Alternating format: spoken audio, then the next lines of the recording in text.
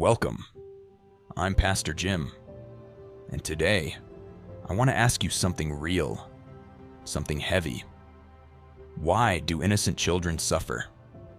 This isn't a question for theologians in ivory towers.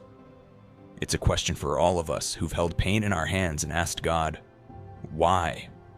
This question has shaken the faith of millions. For some, it's the reason they walked away from God. And let's be honest, if we believe in a good God, a loving God, then the suffering of the innocent feels like a contradiction.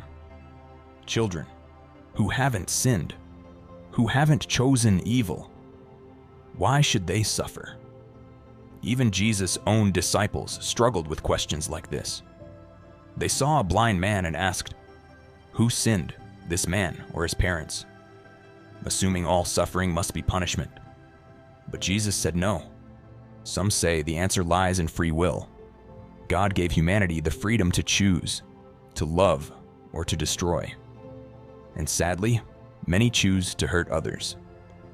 Much of the suffering in this world, including that of children, is the result of human decisions. Abuse, war, neglect, not God's will, but man's. God doesn't cause those things.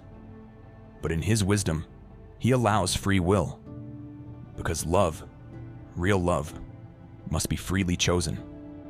But not all suffering is caused by people. What about earthquakes, sickness, accidents? Why does creation itself seem so broken?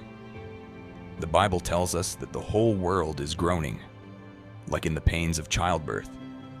Ever since humanity turned from God, even nature has been out of balance. It's not how things were meant to be, and not how they will remain, but there's more. The God of the Bible isn't distant. He's not watching from afar. He entered into our suffering. In Jesus, God walked among us. He wept. He bled. He was betrayed. And He watched His own innocent Son suffer on a cross for the sake of love. This doesn't answer every why, but it shows us that God does not run from pain. He embraces it to redeem us through it. And in the middle of all this, we see people who shine. Corey 10. Boom, who survived the horrors of a concentration camp, later said, "There is no pit so deep that God's love is not deeper still." We see children who suffer but bring others closer to God. Families who lose but still worship. People who pray in the hospital room. These are not cliches. These are miracles of faith. The Christian faith doesn't erase suffering, but it redeems it.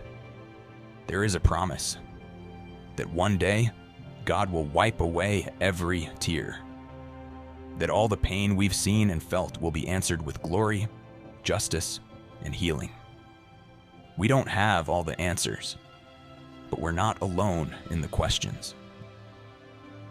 If you stayed with me through this question, thank you. And if you're still wrestling with it, you're not weak. You're real. This is what faith looks like when it's tested. God bless you, and I hope to see you in the next challenge.